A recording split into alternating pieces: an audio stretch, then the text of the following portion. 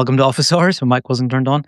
Hope you guys can hear me. But yes, you're very welcome to be here today. I haven't done an Office Hours session in a few weeks for whatever reason. There's just always been something happening that hasn't been helpful for doing this kind of thing. So I'm glad to be able to be here with you guys again today. If I could bumble through that sentence, it's great to see so many here already. There's nearly 40 people here already at this point.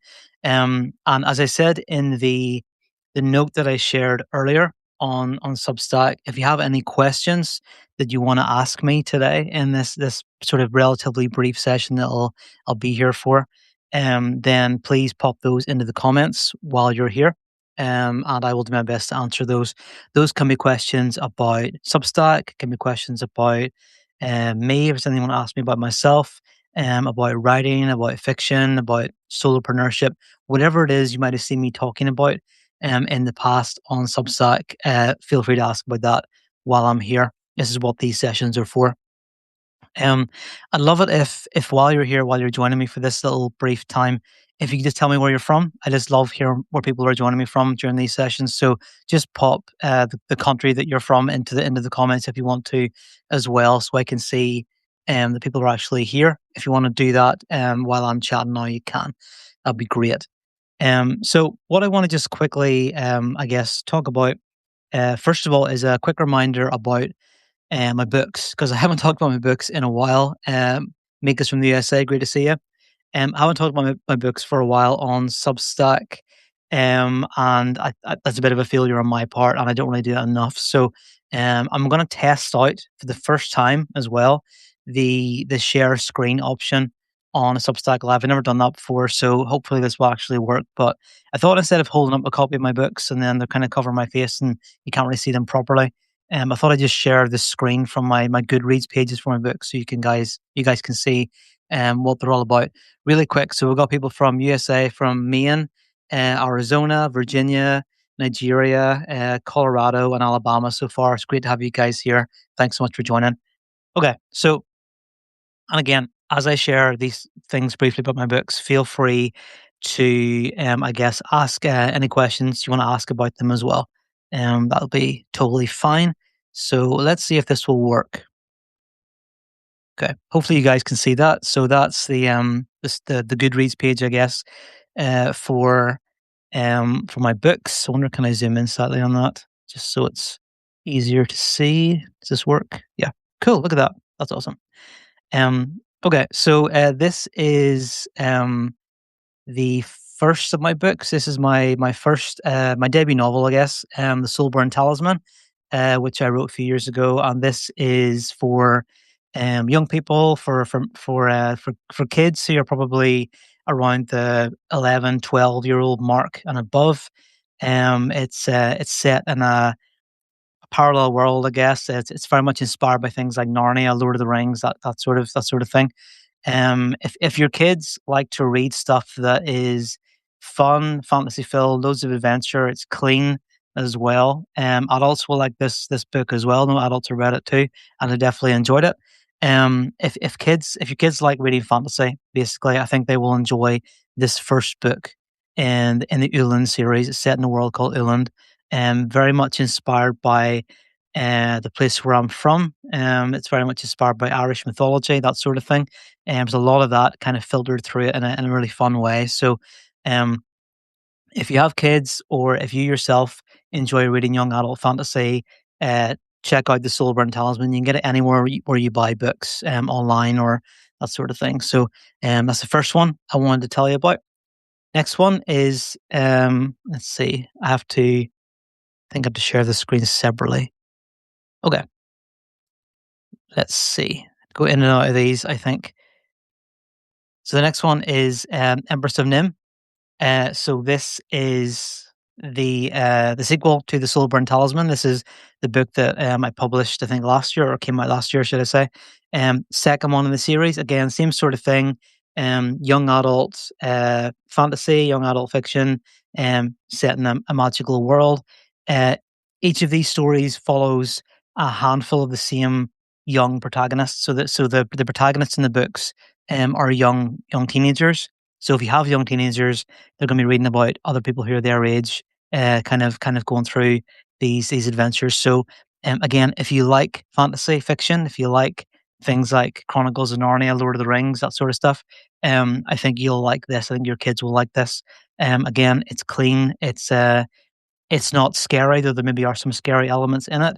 And yeah, it's just good, clean fun, I guess. So, I'm hoping to turn this series into a long running thing, where I have potentially maybe 6 or 7 or 8 at least books in this series eventually. I know I'm dragging my heels a little bit, but I hope to expand that over time. I've got a lot that I want to tell in terms of this story, in terms of building out this world. I was talking to my wife about this earlier and just kind of went on a bit of a spiel about it, about all the things I wanted to do in it. So I'm excited to dive back into that.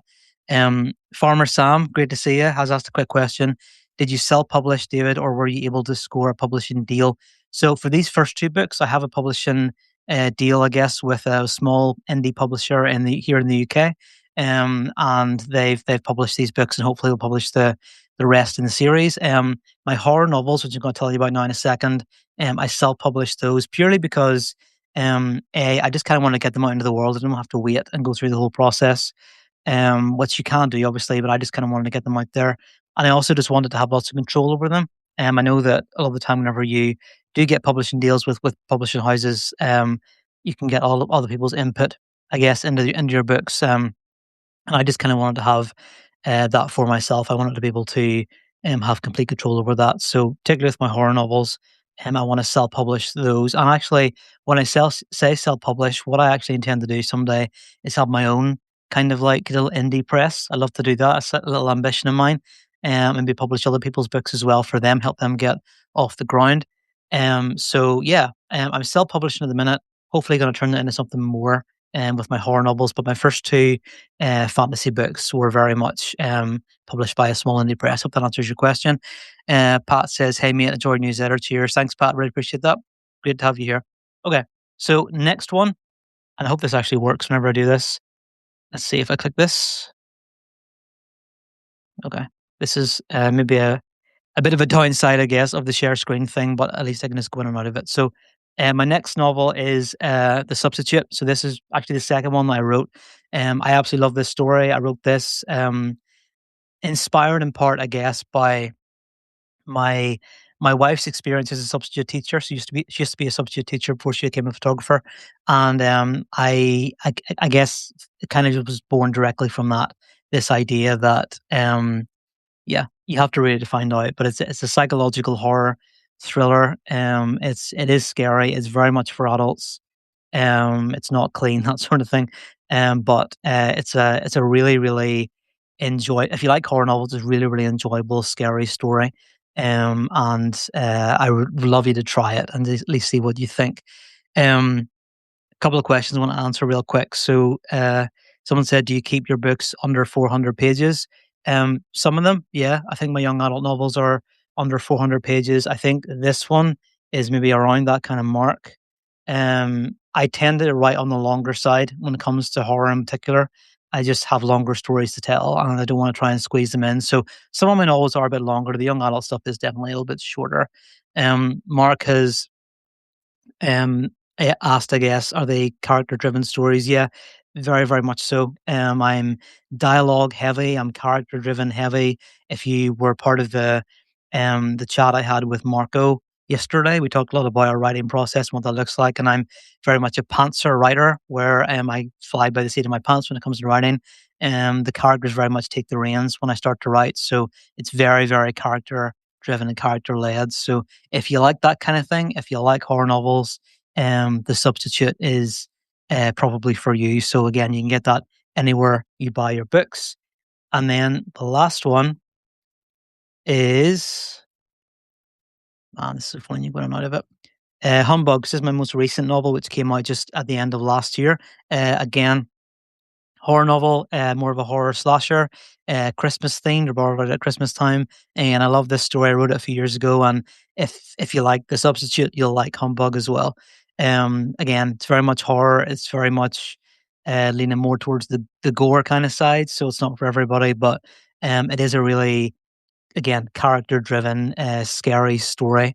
And if you like that kind of thing, I would love it if you could check out Humbug as well. You can check out a lot of reviews and stuff, I guess, like video reviews for my stuff. If you go onto TikTok and you find me there, if you just search my name, you should be able to find me. And I'll share a lot of stuff that other people have shared about my book, so you can watch some of their videos and get their honest feedback on it as well, and get their thoughts on it. But yeah, Humbug is a story I loved writing as well. It's really good fun.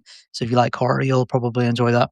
Um, Mark, the topic today is initially I'm just going to talk about the books, and I'm going to talk about something else, and then I'll answer any questions you guys have. So again, if you are joining me a little bit later, then feel free to pop any questions into the comments about anything. It can be about writing, it can be about Substack, about writing books, publishing books, that sort of thing. Anything at all that you want to ask me, just feel free to pop it into the comments.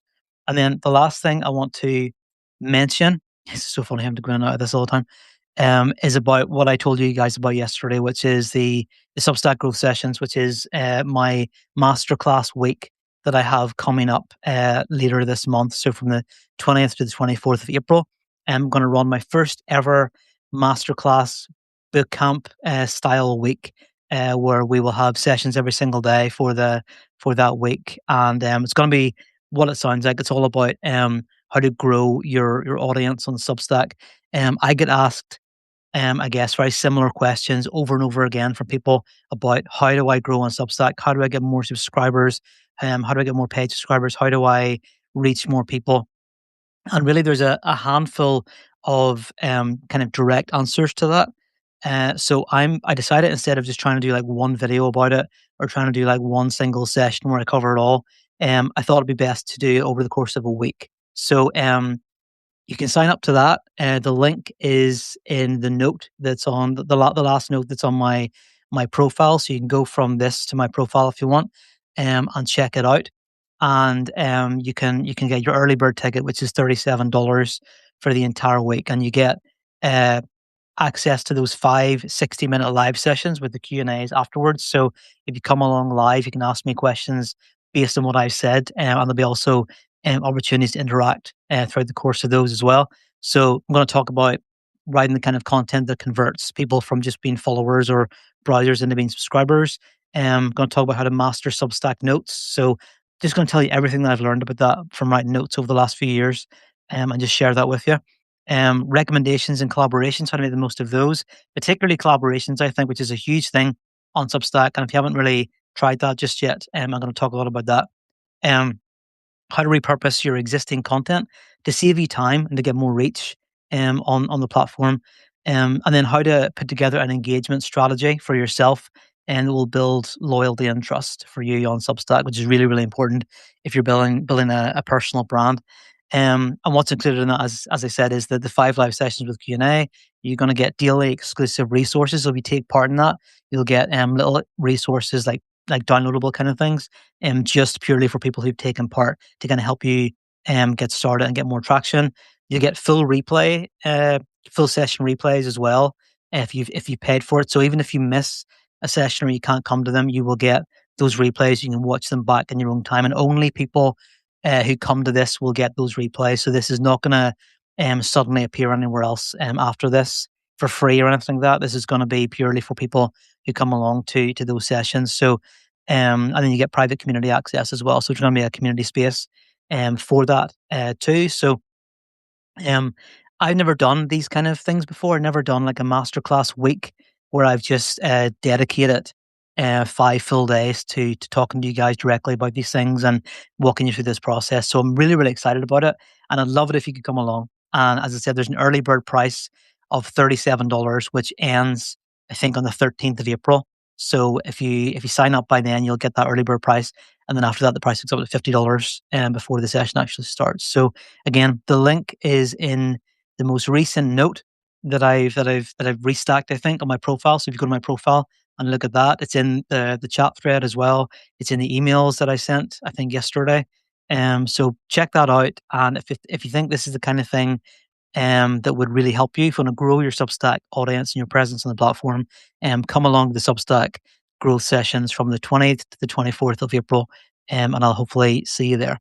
Okay, so any questions? Let's see. So Mark has said, how can a Substack writer get readers to comment on notes and articles? That's a really good question, actually. So, Mark, I think if you want to get people to comment on your stuff, basically direct them to do that. So, if you've written an article and people get to the end, instead of just sort of hoping for the best, hoping that they comment, leave them a direct call to action to say, uh, comment, ask a question about what I said in this article if you have it, and put it in the comments below. If there's an obvious next step, you could say, tell me about your XYZ experience based on what you talked about in the article as well. Direct people towards the next step. If you don't direct people, they'll just leave. They won't do it. If you don't tell them to click on a button or go to this next article or whatever it is, they will just leave your article and go on to the next thing. So the best way to get people to engage is just to tell them to do it. Is just say, leave a comment or whatever it is you want them to do. And that goes for notes as well. If you want people to engage with your notes, put a question in there. There's got to be a question, unless it's a very um, kind of restackable thing that they're going to naturally want to share or naturally comment on. But that tends to be with a bit more nuance over time, and it's harder to get into the rhythm of that. So at the start, if you just want some engagement, tell people to engage, basically. Um, Yes, collaborations are definitely interesting. That's definitely something that I am a big proponent of. Um, Adele said, "Oh, sorry, my spiritual wardrobe said, thank you for taking the time touching on growth topics. No problem whatsoever." Adele said, how do you create the 7-day email in Substack, or are you using an external? Good question. So I think I was using ConvertKit before. I was sort of linking everything through that. But Substack has introduced this new feature. I think it's maybe only for bestsellers at the minute, where you can create like a drip email campaign. So whenever someone subscribes, you can set up a sequence of any length, really, for people to receive an email every day, or however often you want it to be. I've kind of set that up so that people will receive parts of my Substack Launchpad, a little sort of mini course kind of thing that they get for subscribing, just to kind of help people get started on the platform. And then there's some more emails that will come in after that as like introductory kind of stuff. So it's very much, I think it's a bestseller um, uh, offering or feature at the minute, I think. But if you go into your settings and you go into the email part, if it's there, great, and you can just set up a drip campaign. And if not, I'm sure they'll roll that out eventually for everyone, because it's a really good feature. And it's actually one of the reasons why I don't use ConvertKit as much as I used to. I use it for some things, but I relied on it a lot more before Substack introduced that feature. Hope that answers your question, Adele. Mark, said, a call to restack others' articles and notes so to broaden reach. Yeah, basically, if you want people to actually take action on your stuff, you can encourage them to take that action. Tell them what you want them to do next. Make your stuff as restackable as possible. And by that I mean, can you make it funny? Can you make it a really relatable, thing? Etc. That comes just with practice, about putting lots of notes out there and seeing what resonates best with your audience. Again, if anyone has any questions, I'm going to be here for another few minutes. So I'm going to keep this relatively short. My pleasure, Mark. I'm going to keep this relatively short. So if you have any questions about Substack, about writing, about publishing books, about Substack growth sessions that I've talked about, which I'm going to leave on the screen for now, about any of my books that I mentioned previously, pop that into the comments before I go. It's so good to spend this time with you guys. By the way, I love being able to jump on to Substack Live and do this. Mark said, is Substack aligned with another social media outlet? Good question. Again, I would say it's not directly aligned, I don't think, with another outlet, but um, I think there are other platforms that work well with it. So I think YouTube is a platform that works great. It is actually kind of linked to YouTube, so you can set things up there in your back end to automatically share your podcast episodes or your videos and things like that directly onto your YouTube channel if you have it, which is great. It's not really linked intrinsically to others, but I think it works really well with things like TikTok. Again, just sharing videos onto Substack, maybe Instagram as well, that sort of thing. I've definitely used them a lot in the past with it. Maybe LinkedIn, the kind of content, excuse me, that you might put onto Substack probably would work on LinkedIn as well to an extent. So I think there are complementary platforms to Substack. You can definitely repurpose stuff. So if you make videos on another platform, you can definitely pop those onto Substack as well. If you write posts and notes and things like that on Substack, you can definitely copy and paste those into LinkedIn or Blue Sky or wherever else you're spending time. Is there another social media that you trust like Substack? I don't trust any other one like Substack. I guess Substack is very much my main thing. I've just really come to find it to be home for me, I guess, as a platform. But um, I do like Blue Sky. I know that it's a lot smaller and has some problems too, but I think it's a better platform for just getting direct information. I love YouTube. I use YouTube all the time. TikTok's useful, and there's a lot of great people on TikTok as well. And I've used older traditional platforms like Facebook and Instagram and Twitter and things like that in the past for my other businesses. I don't use them as much now, but Substack's definitely the core. Yes, I agree. Substack is awesome. Okay, I'm gonna give this like another minute or two, and then I'll wrap this up. But again, if you have any questions about anything, Mark's leading the way with the questions today, which is great. If you have any questions about anything else, just feel free to pop them into the comments while you're here, and while I'm here as well. I'll do my best to answer those if I can. Again, even questions about me are perfectly fine. If you want to ask any questions, they can ask me anything, kind of thing. Feel free to do that as well. If there's something you've been wanting to ask me, you can pop that in there too. Doesn't just have to be about Substack or about writing. Again, just a quick reminder: the Substack growth sessions are my week long masterclass event, first one I've ever done, which is coming up from the 20th to 24th of April. You can get an early bird ticket to that before the prices go up, so that's $37 at the minute, and that is for an entire week's worth of teaching and engagement and interaction on Substack, along with a load of other resources, and with full replays, which you're only going to get with that, and private community access. So it's a bit of a bargain, to be honest. I'm not. It's not the kind of thing I'm going to offer all the time. It's the first one, so it's really going to depend how this one goes if I ever do it again. And I'd love you guys to join me if you can. I'd love to see loads of you guys who show up all the time in notes and under my articles and just in my audience in general. I'd love to see you there supporting that and just taking part in it. And just yeah, I'd love to just engage with you there as well. Um, Mark says, any tips on writing short stories to capture people's shortened attention span? Yeah, that's definitely an issue. I'm actually thinking about doing more short stories myself, so that's probably pretty relevant right now. Again, just do you, Mark. Like if you want to write short stories, keep them to a length that is very digestible. Also, feel free if you want to write something that's slightly longer. Why not serialize it on Substack? So write maybe like a novella length kind of piece. It's maybe like 10 to 20,000 words, and then break that up into like several maybe 4 to 5 thousand word pieces on Substack, or maybe even shorter than that, and just spread that out over the course of a few weeks or months. And that might be quite a cool thing that you could do on your publication, and then link them all up on the bottom. So, link to the previous one, link to the next one, so people can stay there and go through them all. Maybe offer that as a complete kind of like paid option, as like a downloadable, maybe for your paid members as well. Um, Break it up on notes or articles. Break it up on articles. I don't think you could put that into notes feasibly, and keep track of it very well. But you definitely promote it on notes if you're going to do it that way. Okay, I'll wrap it up there for today. So guys, again, thanks so much for being here. I haven't done office hours in a little while. It's really cool to be back with you guys again. I hope you, if you're watching this back later, can go and check out my books that I talked about and ask any questions about those if you want to. My DMs are open, so if you want to ask any questions about anything I'm saying here today, or ask about any of my books, or ask about the Substack growth sessions, or about my paid tier, anything at all, and my VIP membership, Catalyst Club, all those things you probably heard me talking about loads. Feel free to send me a direct message if you want to after you've listened to this. Mark, thanks so much. Appreciate that. Um, and yeah, hope this has been helpful. I'll share this video later on Substack and on YouTube as well, and you can watch it back.